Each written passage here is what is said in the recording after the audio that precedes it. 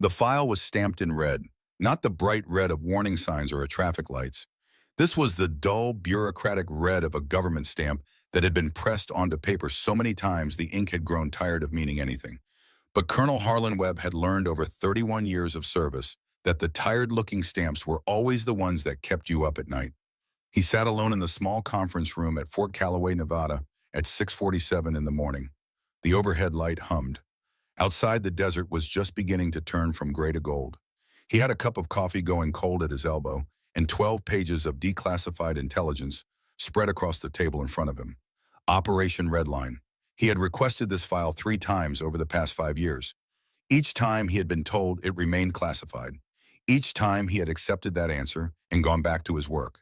He was a colonel, not a general. There were rooms he was not allowed to enter. He understood that. He had always understood that. But 2 weeks ago, someone in Washington had decided that some of those rooms could be opened now, that enough time had passed, that whatever damage the truth could do had already been done by the silence. So here was the file, 12 pages, 12 names. He read slowly the way he had learned to read documents that mattered, not for speed, for weight, for the things between the sentences. The unit was called Black Viper, 12 operators, Tier 1 classification, which meant their names appeared nowhere in any public record, their missions were never formally acknowledged, and their deaths when they came would be filed under categories that told the families nothing true. They had been sent into a region that the official record described only as a denied area. Their mission objective was redacted even in this partially declassified version. What remained was the outcome. All 12 were listed as killed in action. 11 had confirmed recovery of remains. Beside the 12th name, someone had typed a notation in a smaller font, as though hoping it might be overlooked. Body not recovered. Status unknown. Webb stared at that line for a long moment. He had learned in 31 years that status unknown was the military's most dishonest phrase. It did not mean they did not know. It meant they had stopped looking. It meant the cost of knowing had been calculated and found too high. He turned the page. The 12th name was Cole Sarah A. Age at time of operation 23. No further personal information was included in the declassified portion of the file. Just the name, the age, and the notation that she had not been recovered. Webb closed the file. He picked up his coffee and found it cold. He drank it anyway. 5 years ago, he had been a lieutenant colonel pinned down in a building on a hillside that the maps called Hill 9. He had been there with 4 men on what was supposed to be a simple coordination meeting with a local asset. The intelligence had been wrong. It was always the wrong intelligence that killed you slowly because the right intelligence killed you fast and clean. They had been trapped for 6 hours. His radio operator was dead in the first 10 minutes. He had watched his remaining men make the calculations that soldiers make in those moments. The mathematics of survival, who moves when, who covers whom, how many rounds remain, and how far they need to stretch. He had done his own calculations. He had not liked the answers. And then one by one, the men outside the building had stopped moving. 11 of them over the course of those 6 hours. He had never seen where the shots came from. He had never heard a sound that did not belong to the desert wind and the distant percussion of a conflict that was officially not happening. The men outside simply fell, and the silence between each falling grew longer, as whoever was out there worked with a patience that was not a virtue, but a technical requirement. He had walked out of that building at sundown. He and one other man who died of his wounds 3 days later in a hospital that had no record of the engagement that put him there. Webb had filed his report. He had described what he remembered. He had been told politely and firmly that certain details would remain outside the official record. He had spent 5 years wondering who had been on that hillside, who had stayed out there while he walked away. Now he knew the name. Cole Sarah A., age 23. His phone rang. He looked at the screen. Fort Calloway security desk. He picked up. The voice on the other end belonged to Specialist Denny Farrow, who worked the morning shift and was not a man given to unnecessary communication. Farrow said 4 words before Webb was already standing reaching for his jacket. "Sir, you need to come." The drive from the administration building to the training range took 4 minutes in a vehicle. Webb walked it in 6, cutting across the parade ground with the long stride of a man who had somewhere to be and had not yet decided what he would do when he got there. He heard the range before he saw it. Not gunfire, the absence of gunfire. A training morning at Fort Calloway had a sound to it, a rhythm of shots and commands and boots on gravel. What Webb heard as he came around the corner of the Armory building was something different, a held breath. The particular silence of a group of people who have stopped what they were doing because something has made them uncertain of what to do next. There were 22 recruits on the range that morning. They stood in a loose formation to the left of the firing line, and they were not looking at each other. They were looking at a figure at the center of the line. Sergeant Bridger Holt stood 6 feet from her, with his arms at his sides and an expression that Webb had never seen on Holt's face before. Holt was 45 years old, had done 2 tours in Afghanistan, and had been training recruits at Fort Calloway for 4 years. He was not a man who lost the threat of a situation. He had lost it now. The woman at the center of the line was small, 5'4", perhaps 5'5". She stood with her back partially turned to the group, her weight distributed, with the kind of unconscious precision that most people never achieve even after years of deliberate practice. Her hair was tied back, her posture was relaxed, her hands were at her sides. Webb stopped walking. He could see from 20 meters away the edge of the tattoo where her shirt had shifted when she adjusted her stance. A dark coiling shape, the head of a snake against pale skin at her ribs, and something else, a number. He did not need to be closer to read it. He had seen Black Viper unit markings twice in his career. Once in a briefing room projected on a wall. Once on the wrist of a man whose body was being loaded into a vehicle that had no unit marking of its own. He walked the rest of the distance to the firing line. Holt turned when he heard the footsteps and began to say something procedural about range safety and the morning's training schedule. Webb raised one hand and Holt stopped. The woman had not moved. She did not turn around immediately. When she did, it was without hurry, the movement of someone who had already assessed everything worth assessing and had no remaining concerns about the outcome. Her eyes were gray, not an unusual color, but an unusual quality. The kind of steady that is not the absence of thought, but the presence of too much of it compressed into something that looked from the outside like calm. She looked at Webb. He looked at the tattoo. A black snake coiled around a single bullet. The snake's head resting at the base of the bullet's tip, and at the tail worked into the scales in thin, careful lines. BV-12, stand down, Sergeant Webb said. His voice came out quieter than he intended. Clear the range. Holt did not question it. He turned to the recruits and began moving them back with the practiced efficiency of a man who has learned that certain orders are given for reasons that will be explained later and not questioned now. Webb watched them go, almost all of them. One did not move immediately. A young man at the far end of the formation leaned 22 at most, with the kind of jaw that had not yet decided what shape it was going to settle into. He was staring at the tattoo with an expression that Webb could not immediately read.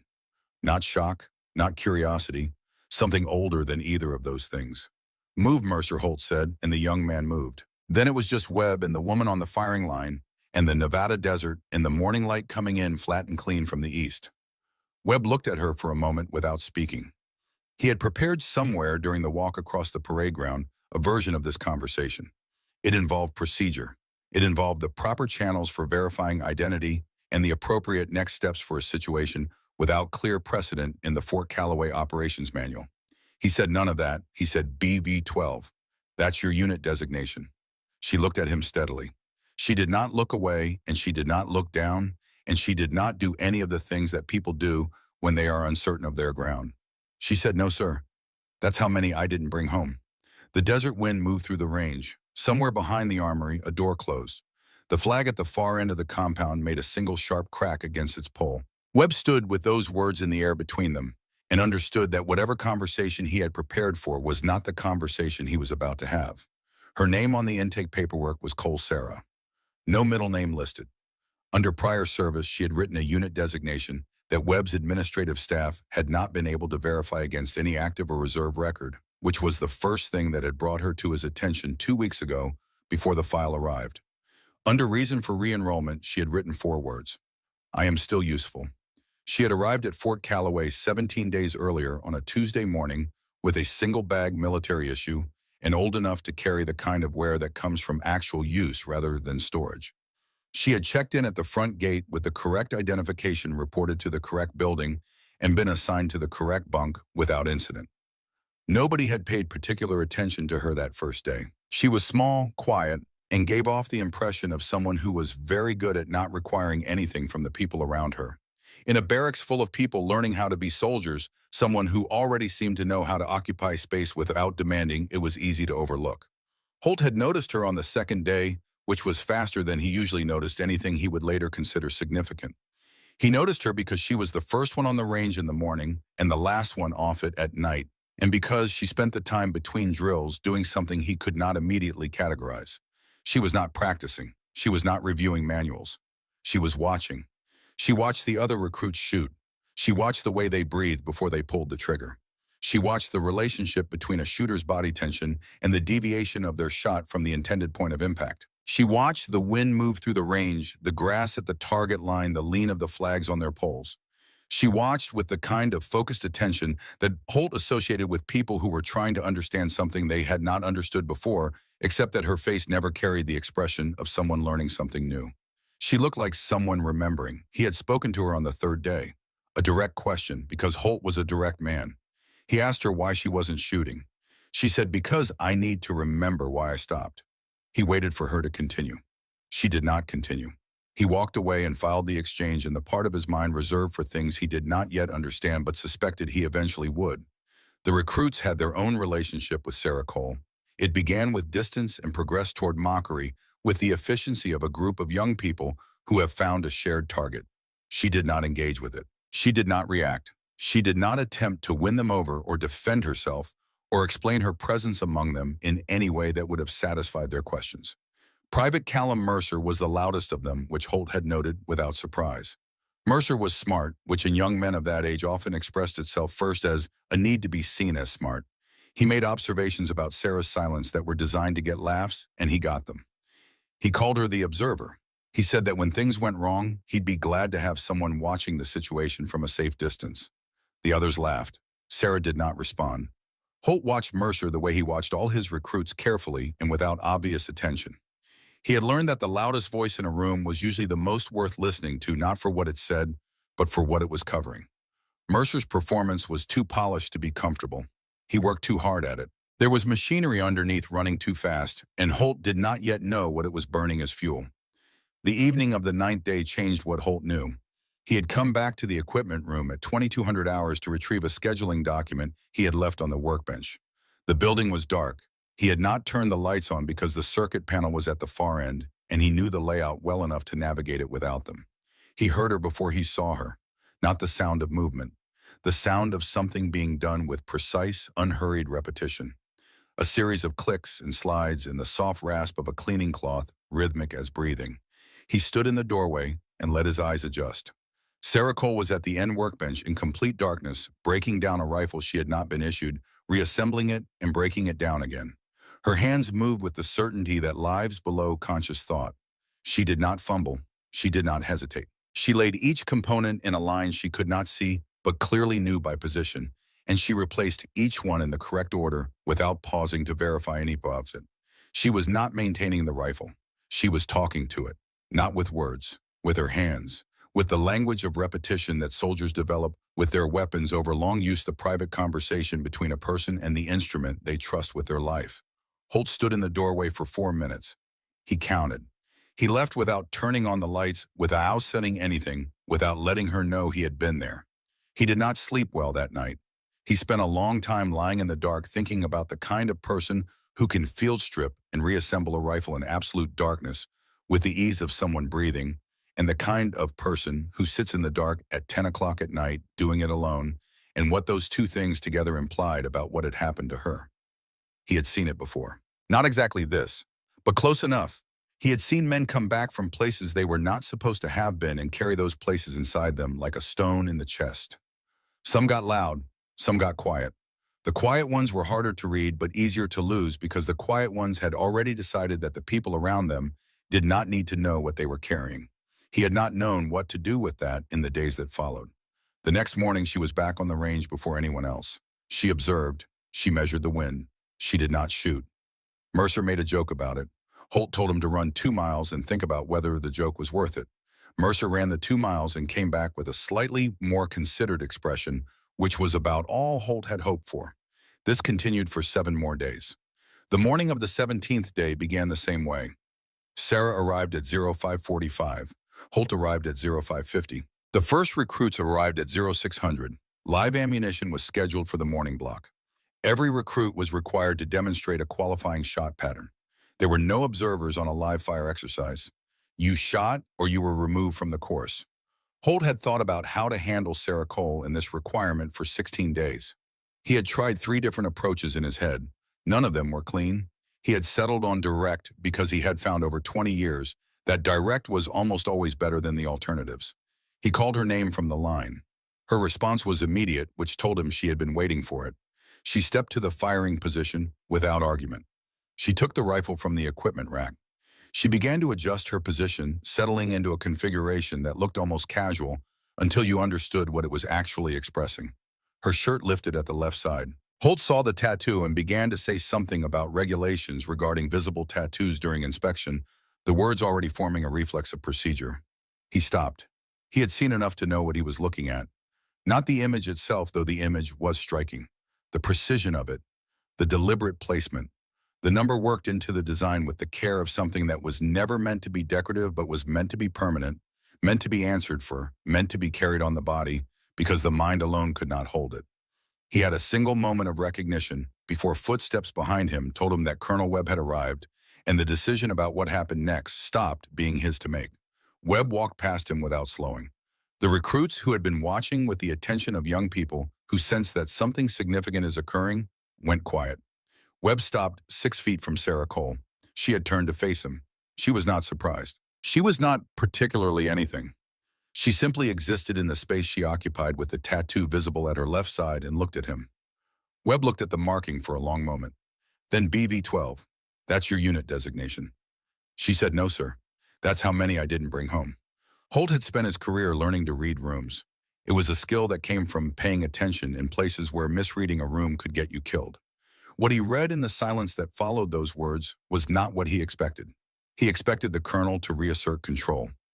Webb was good at that. It was part of why he was a colonel. But what happened to Webb's face in the 3 seconds after Sarah Cole finished speaking was not the expression of a man reasserting control. It was the expression of a man who had just been handed something he had been trying to find for a very long time and was not certain he was ready to hold it. Clear the range, Webb said quietly. Holt turned to the recruits. Mercer was the last to move. Holt saw it without looking directly, one of those peripheral observations that experienced soldiers develop without trying. Mercer was staring at the tattoo. Not at Webb, not at the situation, not at anything except that number. BV-12. Something in his face that Holt had not seen there before. Move, Mercer. Mercer moved. Holt guided the recruits to the holding area behind the armory and stood with them facing away from the range, which was both procedure and courtesy. He could hear nothing from behind him. The Nevada desert was good at swallowing sound. He stood there and thought about the dark equipment room and the rifle assembled and disassembled without light and the number on her skin and the way Webb's face had changed when she said it. 12 who didn't come home. Behind him, the range was quiet. In front of him, Callum Mercer stood slightly apart from the others with his arms at his sides and his eyes on the ground in that same unreadable expression he had carried on the firing line when the word 12 had been spoken into the Nevada morning air. Holt made a note of it, not in writing, in the part of his memory reserved for things that mattered. Then he heard Webb's voice clear and final, Sergeant Holt. He turned. Webb was standing at the edge of the range with Sarah Cole 2 steps behind him. She was carrying the rifle she had been issued, positioned correctly along her arm. She looked no different than she had at 0545 that morning, except that her shirt was straightened and the tattoo was no longer visible. Holt walked back to them. Webb said morning training is suspended. Reassign the recruits to classroom study second building. I'll let you know when we're resuming range work. Yes, sir. Webb looked at Sarah. Something passed between them that Holt could not translate. Then Webb nodded once and Sarah Cole walked past both of them toward the armory to return her weapon. Holt watched her go. She moved the way she always moved, unhurried, economical, like someone who had already made every decision that needed making and was simply executing the sequence. He stood on the empty range and watched her walk away, and he thought about the darkness of the equipment room and the number on her skin and the way Webb's face had changed, and he thought, this is not what I thought it was. None of the 17 days was what I thought it was. He turned to his recruits because there was still a morning's work to be done. But behind him, without his looking, something had already changed on that range that would not change back. Webb's office at Fort Calloway was not a large room. It had one window that faced west, which meant it received no useful light until late afternoon, when the sun came around the far edge of the administration building and threw a long orange rectangle across the floor.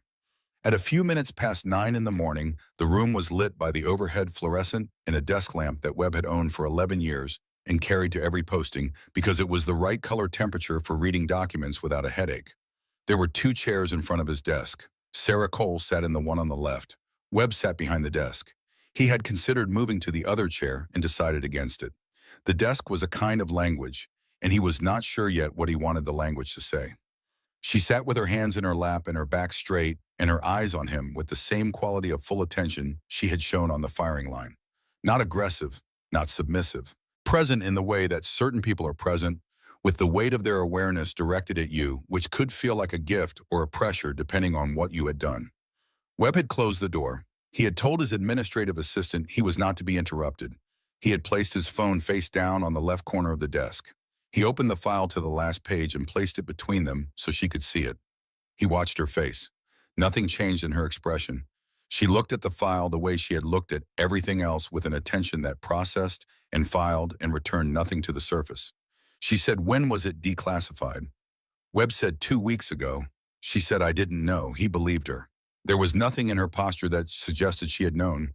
There was also nothing that suggested surprise, which told him that she had understood this was possible, that the file existed, that eventually time does what time does to things that are buried. He said, "I want to tell you what I know, and then I want you to tell me what I have wrong." She looked at him. He said, "I'll start with Hill 9. He had been there on the 14th of a month he did not name in a year, the file listed by fiscal quarter rather than calendar date, because certain events become more manageable when you remove the human markers of time from them. He had gone with 4 men. The purpose was coordination. The intelligence said the area was controlled, the movement window was clear, the asset was reliable. The intelligence was wrong on all 3 counts. First contact happened within 20 minutes of their arrival at the designated building.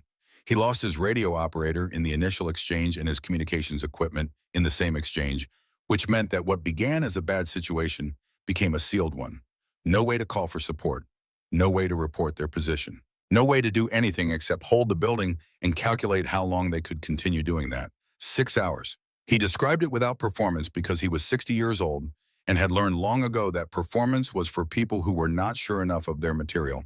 He described the stairwell they held on the 2nd floor, the sound of the street below, when it went quiet in a way that was different from the quiet of emptiness, the way his one remaining man's breathing changed over the course of those hours, the mathematics of ammunition, the calculations you make when the numbers do not add up to anything survivable. And then, he said, they started falling, the men outside, one at a time with gaps between them that I couldn't predict. I thought at first it was a positioning issue, that they were moving and something in their movement was exposing them. It took me 40 minutes to understand what was actually happening." He paused. He said, "I thought there was a team, at minimum 3 operators covering different angles. The positions I could infer from the shot angles, the spread across the street, the way the overwatch positions were cleared before the ground level threats. That is not one person's work. That is a coordinated pattern. You don't run that with one shooter." He looked at her. He said, "That is what I told them. In the debrief. 3 to 5 operators, unknown unit, no visual identification. That is what is in my report." Sarah said, "How many reports did they let you file?" He said, "1. She said, "Then that's the one they wanted." A silence. He said, "Where were you?" She said, "Clock tower, 3rd floor, 873 meters from your position at the northeast corner of the building." He said, "The tower was destroyed. I saw it on approach. The ground level was rubble." She said, "The ground level was. The strike took out the base and the first 2 floors. The stairwell on the south side was intact from the 2nd floor up. The 3rd floor had partial roof coverage.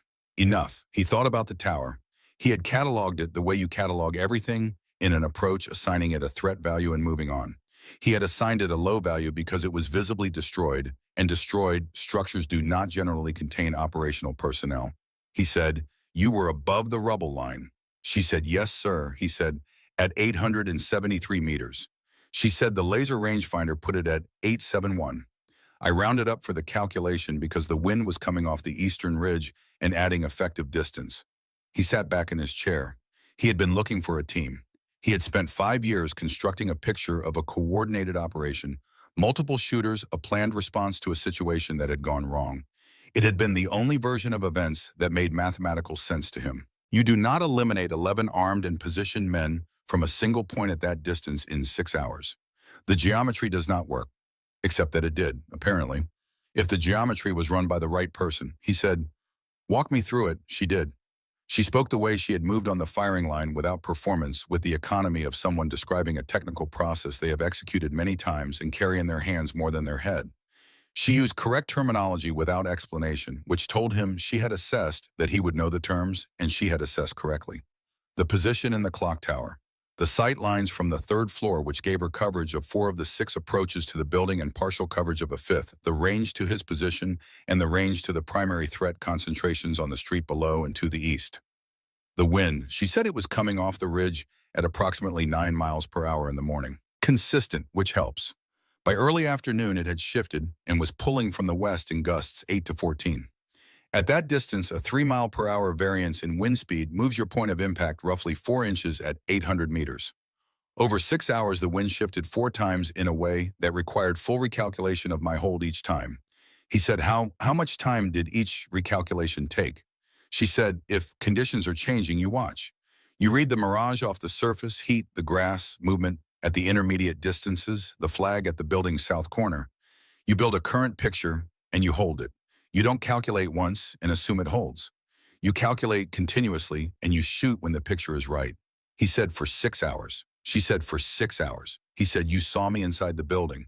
She said you were at the northeast corner window on the 4th floor for most of the engagement. When you moved to the 3rd floor at approximately hour 4, I adjusted my secondary coverage point. He said I was bandaging my head. I'd taken shrapnel from a near miss on the window frame. She said, I know. You used your sleeve. Left side tore it off at the shoulder. You checked your ammunition count 17 times over the course of the 6 hours. Webb was quiet. There was something very particular about being told the details of your own worst day by someone who had watched it happen from a distance of nearly a kilometer through a scope for 6 hours. It was not comfortable. It was also in a way he had not expected a kind of relief.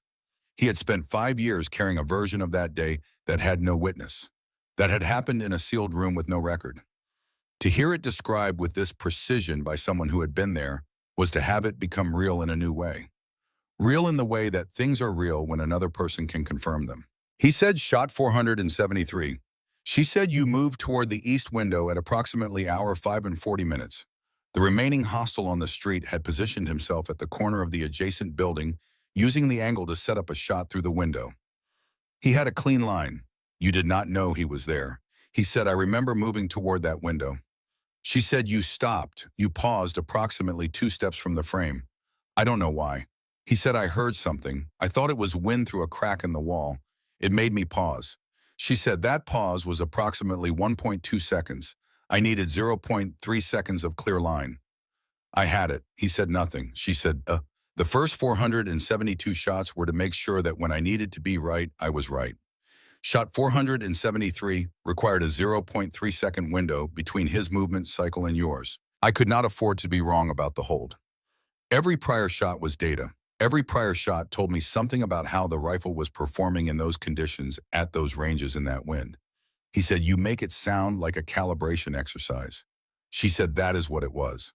The first 472 were calibration. The 473rd was the reason. He looked at her for a long time. He said, you were 23 years old. She said, yes, sir. He said, alone in that tower. She said, the mission was to get your team out. You were the last one. When you walked out of the building at sundown, the mission was complete. He said, you make it sound simple. She said, it wasn't simple. But the goal was clear. Clear goals make hard things achievable. The difficulty is not the problem. The clarity is the solution. He thought about that. He thought about 23 years old in a destroyed clock tower, and a rifle and 6 hours of wind shifting off an eastern ridge, and he thought about the version of himself that had walked out of that building at sundown, believing that a team of operators had been positioned specifically to cover his exit.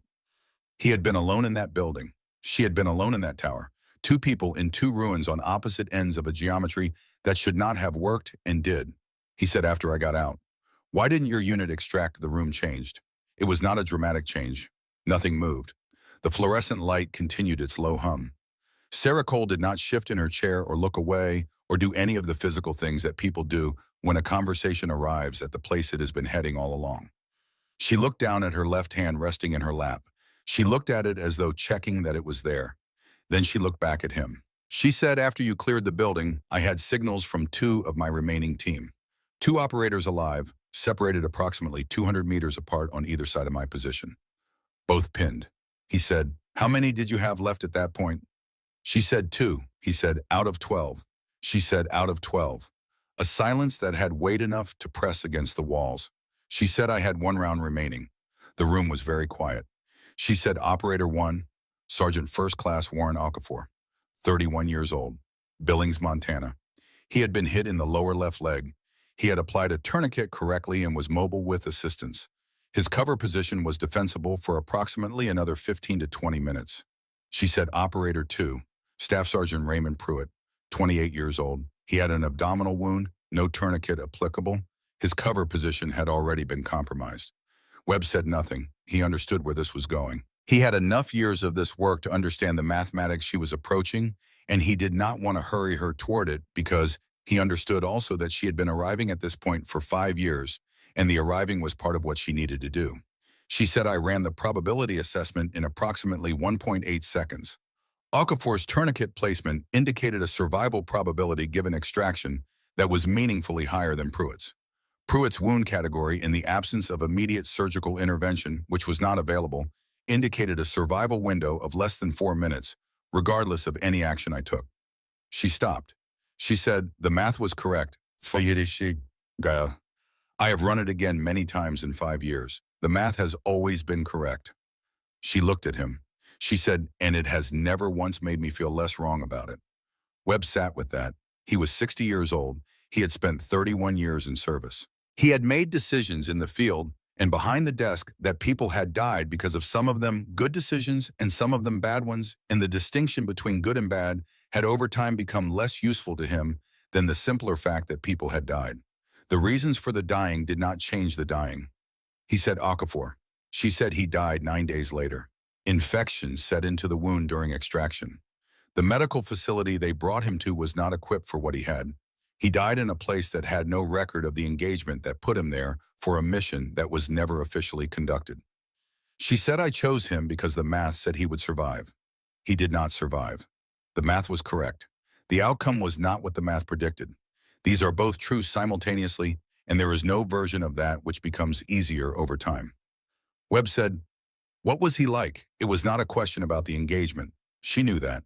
She heard the distinction in it, and she held it for a moment the way you hold something you have not been offered before. She said he always carried extra ammunition. He said it was better to carry more than you needed than to need more than you carried. He made the same joke every time he said it, the exact same words, and every time he said it, you could tell he thought it was the first time, and it never got less funny to him. She paused. She said he called his mother on the 14th of every month. I know because we shared a communication window on those days, and he was always early for it. He was never late for anything. She said, "I know all 12 of them. I have known them every day for 5 years. Their names and their habits and the things they said when they thought nobody was listening. I don't know why I'm telling you this." Webb said, "I do." She looked at him. He said, "Because you've been carrying it alone. And alone is not the right shape for weight like that." She received what he said with that quality of full attention she gave to everything processing it, considering it, returning nothing immediately to the surface. Then she said, "I don't know what I'm doing here. I mean that as a genuine statement, not a question. I applied for this program, and I arrived, and I have been here for 17 days, and I still do not fully know what I believe this would accomplish." He said, "What do you think it might accomplish?" She said, "Pruitt used to say that the only cure for the thing that happens to you after work like this is to go back to the beginning of it and do it again, knowing what you know, and see if you can do it without losing what you lost the first time." She said, "I don't know if that's true, but I came here to find out." Webb said, "And the range, 17 days, not shooting." She said, "I told Holt on the 3rd day. I needed to remember why I stopped." He said, "And have you?" She said, "Not yet, but I'm closer than I was." He opened his mouth to say something, and a knock came at the door. Not the brisk knock of an aide with paperwork. The knock of someone who had been standing outside working up to it, rehearsing the confidence of it before committing. Webb said, "Come in." Holt opened the door. He looked at Webb and then at Sarah and then at Webb again, with the expression of a man who has just received more new information than he expected and is doing a creditable job of absorbing it. He said, "Sir, Mercer is asking to speak with you. Both of you." Webb said, "What does he want?" Holt said, "He wouldn't tell me, but he knew a name before I said it. The name Reed. He knew it, sir, And whatever it means to him, you need to hear it from him directly. The room was very quiet. Sarah Cole had gone still.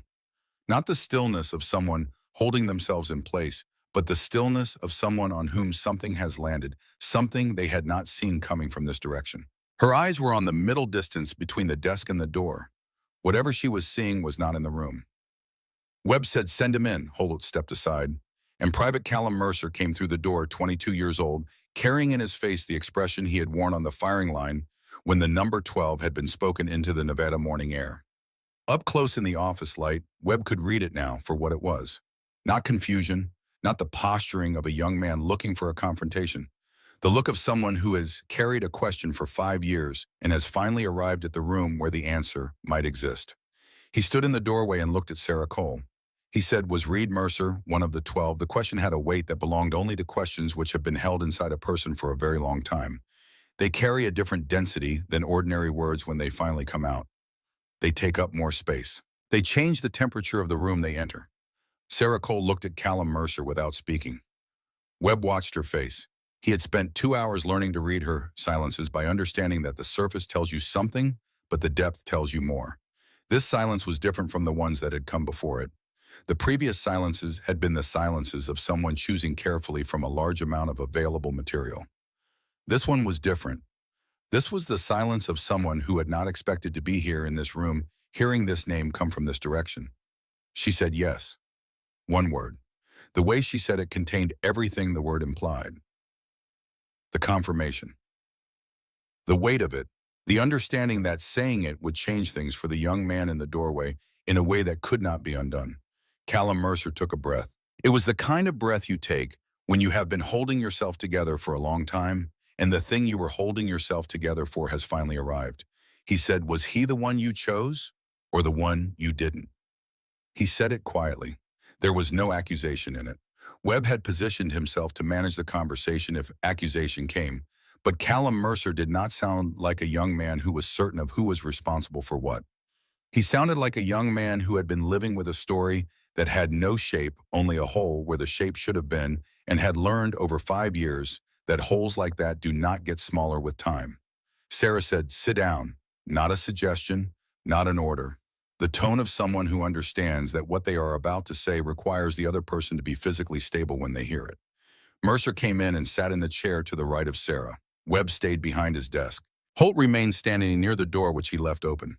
Sarah looked at Callum Mercer with the same quality of attention she gave to everything worth understanding. Then she said Reed was neither. Mercer looked at her. She said the two operators I described to Colonel Webb were Okafor and Pruitt. They were positions 1 and 2 in my coverage map. Reed was position 3, a location I was not aware was occupied until the final 40 seconds of the engagement. She did not soften it, and Webb understood why.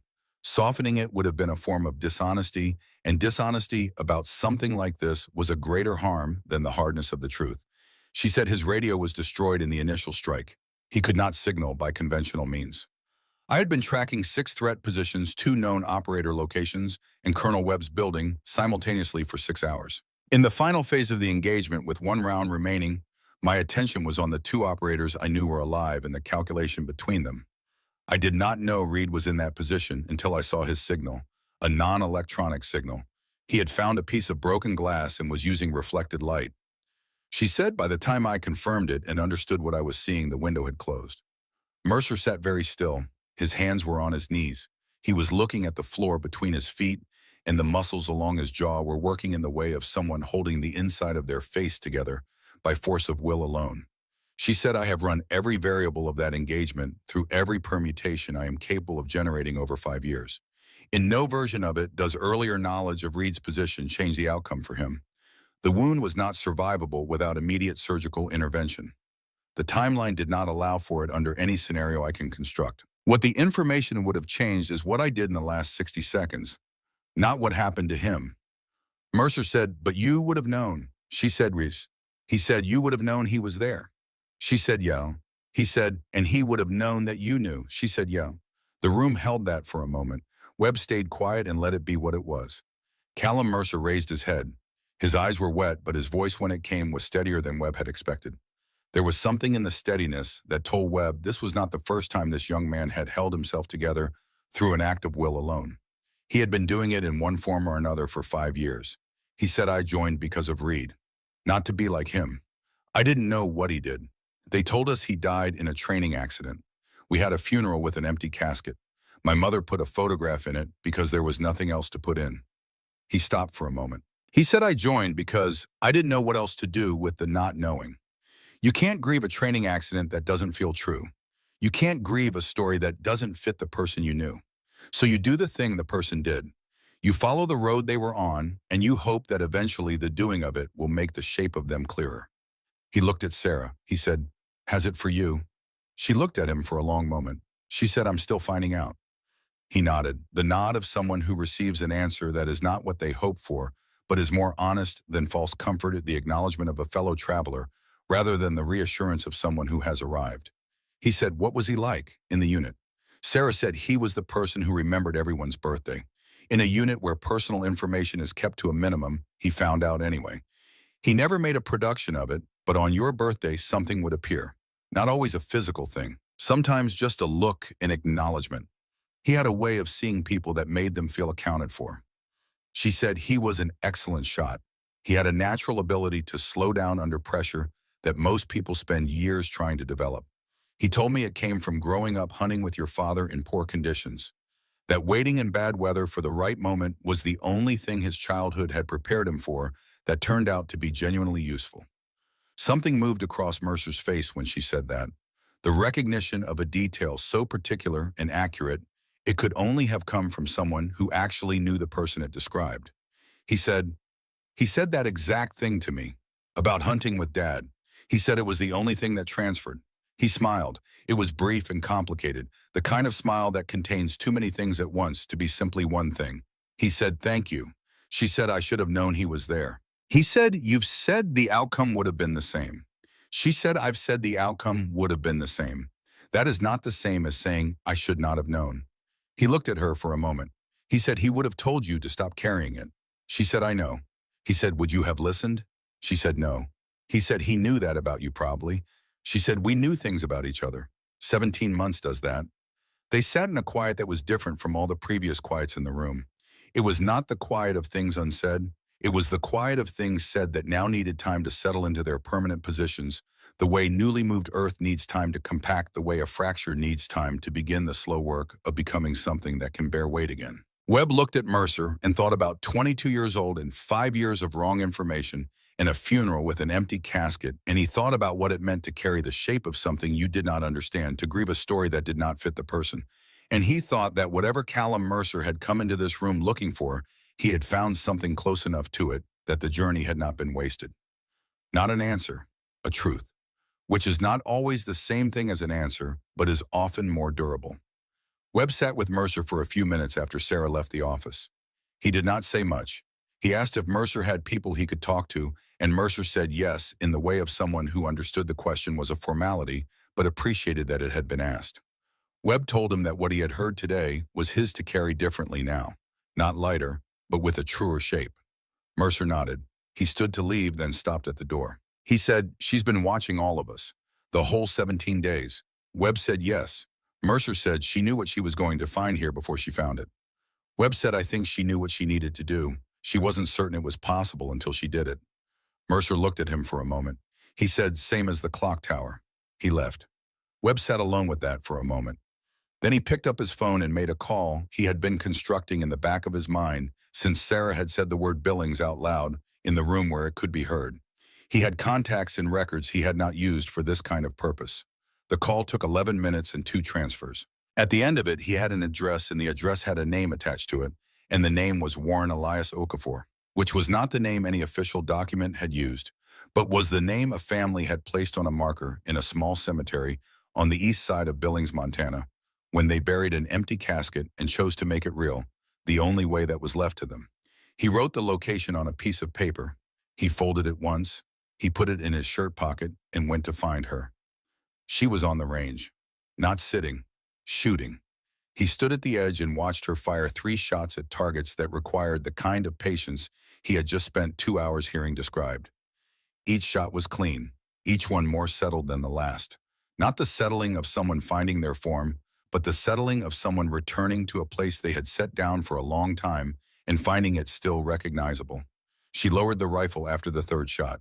She did not turn around. She said, "You found him." He said, "Billings, Montana, East Side. He's buried under his middle name, Elias, Warren Elias Okafor." The family arranged it privately after the notification. The casket was empty, but the marker is real. She was quiet for a moment. She said, "Elias."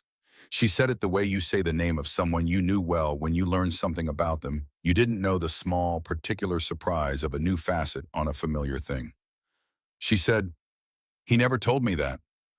Webb walked to her and held out the piece of paper. She took it, read it, folded it precisely, and placed it in the breast pocket of her jacket. She pressed her hand flat against the pocket, once confirming it was there. She said, "Thank you, Harlan." He said, "How long are you planning to stay?" She said, "I'm not sure yet." He said, "Holt is a good instructor."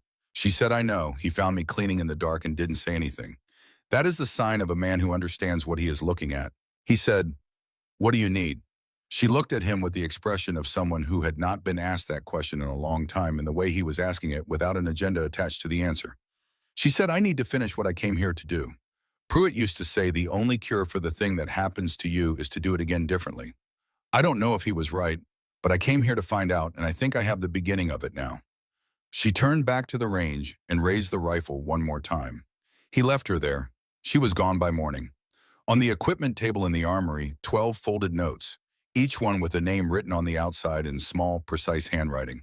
Holt found them at 0550 and stood in the armory for a long moment reading his own, which described his instruction correctly in 3 specific places, identified 3 recruits he had been working against rather than with, and contained no sentiment whatsoever, only observation, which was the most useful form of care he had received from another professional in 4 years at this posting. He distributed the others without opening them. Callum Mercer read his at the end of the equipment table. He read it twice. It was the longest one. At the bottom below, a space that suggested the writer had considered whether to include what followed, "You're angrier than the others." That's not a flaw. It means you cared about someone. Don't let the anger go. Redirect it. Your brother would have. He folded it and put it in his breast pocket. He went to the range. Webb found a single envelope on his desk with no name on the outside. 1 sheet inside. 2 lines. The first, "You were looking the right direction. You just didn't know how far back to look." The second, "They were all worth it. Every 6 hours. Every 473. I know that now." Below, a deliberate space in smaller writing, "I'll send word when I find the last one." He read it once. He did not fold it or file it or put it away. He placed it flat on the desk in front of him, held down at the corners by nothing except its own slight weight, and he looked at it. Outside his window on the range, Callum Mercer stood at the firing line. He had arrived before anyone else for the first time since the course began. He was standing the way Sarah had stood for 17 days, not yet shooting, watching the wind move through the range, learning Webb understood the first thing she had tried to teach him without ever saying it directly, that seeing comes before shooting, that everything before the shot is the shot. Webb put on his jacket and went outside. The Nevada morning was cold and clear, the kind of cold that is honest about itself, the kind of clear that comes from a sky with nothing between you and a long distance. He walked to the range and stood beside Mercer without saying anything. After a time, Mercer raised the rifle. The first shot was not perfect. It was honest, which was better than perfect at this stage of a thing. He lowered the rifle, looked at the target, and raised it again. The second shot was better. Webb stood beside him in the morning light and said nothing else because nothing else needed saying. The range had its own language, and 2 men standing in it together in the early cold was a sufficient and complete sentence. Holt appeared at the edge of the range a few minutes later. He took in the scene without comment. He came and stood on the other side of Mercer and looked downrange the way the 3 of them were looking at the targets in the flat light. He said quietly and to no one in particular, "She left notes for everyone." Webb said, "I know." Holt said, "Mine told me 3 things I already knew and had been arguing with myself about for 2 years. Webb said, "What did you do with it?" Holt said, "Filed it. In the place I keep the things I intend to act on." A pause. Holt said, "She was never training, was she?" "She was teaching." Webb said, "From day one." Holt said, "We just didn't know it." He watched Mercer fire a third shot, which was better still. He said, "He's going to be good." Webb said, "She knew that before he did." Holt said, "She knew everything before anyone did." "That's the whole job, isn't it? Everything before the shot." Webb said, "Yes, that's the whole job." They stood together in the morning cold and said nothing more, because the range was doing what ranges do in the early hours when the work is beginning, filling up with the sound of people learning something true about themselves, and that sound required nothing added to it.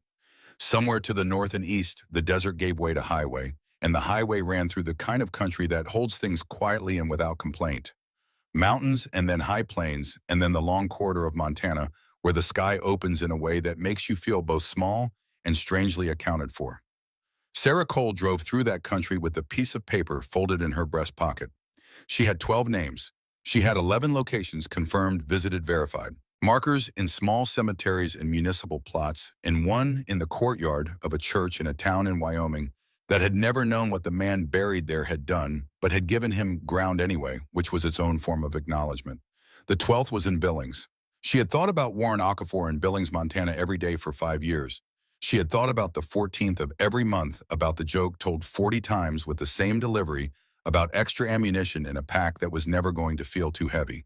She had thought about 1.8 seconds and a probability assessment and a decision that was mathematically correct and had produced the wrong outcome, which was what mathematically correct decisions sometimes did, which was what she had spent 5 years trying to reconcile and had not yet reconciled and perhaps never would.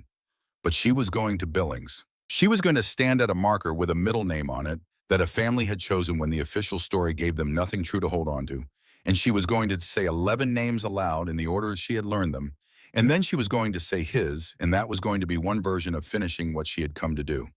Pruitt had said the only cure was to do it again differently. She did not know, driving through Montana in the early morning, whether Fort Calloway had been that. Whether 17 days of watching, and one morning of being seen, and one afternoon of telling it to a man who had needed to hear it constituted doing it again differently. She thought it might be the beginning of it. She thought Callum Mercer reading a note at an equipment table was part of it. She thought the old man standing on the range beside a young man learning to see before he shot was part of it. She thought the 12th location would be part of it. She did not know what came after the 12th location. She had not built the story that far forward. For 5 years, she had lived in a story that moved one direction only back toward Hill 9, back toward the clock tower, back toward 1.8 seconds and the weight of what they had cost. She had not practiced the forward direction. She would have to learn it. She thought, prepared to learn it. The highway ran north through the high plains, and the sky was very large above it, and the light was coming in clean and level from the east, and she drove through it toward the last name on the list she had been carrying since the morning she walked out of a destroyed building in a country that officially she had never been in a unit that officially had never existed, doing work that officially had never been done. Warren Elias Okafor, 31 years old, Billings, Montana. She would be there by afternoon. Webb stood at the window of his office in the late morning and looked at the letter on his desk. He thought about what Mercer had said at the door, same as the clock tower. He thought the young man was right. He thought Sarah Cole had been doing the same thing for 5 years that she had done for 6 hours in a building at 873 meters. Staying in position, doing the necessary work, not leaving until the mission was complete, even when the mission was one she had written for herself in the language of a debt she had decided she owed. He thought that is not someone who is broken. That is someone who knows exactly what they are carrying and has decided to carry it correctly until it is done. He picked up the letter. He folded it once and placed it in the same pocket where the Billings address had been. He would keep it the way you keep the things that matter, not filed and not displayed, but carried in a place close enough to remind you of its weight. He turned from the window. In the drawer, the file with the tired red stamp. Cole Sarah A., body not recovered. Status unknown. He opened the drawer. He looked at that notation for a long moment. Then he picked up a pen and drew a single line through the words, status unknown, and wrote in the space beside them 3 different words. He closed the drawer and locked it. Outside on the range, the recruits were back at work. He could hear the sound of it through the glass, the rhythm of shots and commands and boots on gravel, the ordinary music of people learning something that mattered. Mercer's shot, he thought, listening. That one. The one that landed clean and true without effort, the one that comes when you stop trying to make the shot happen and let the preparation do what preparation is for. That was hers too. Everything before the shot. He thought about 12 people who had carried that understanding into places where it cost them everything.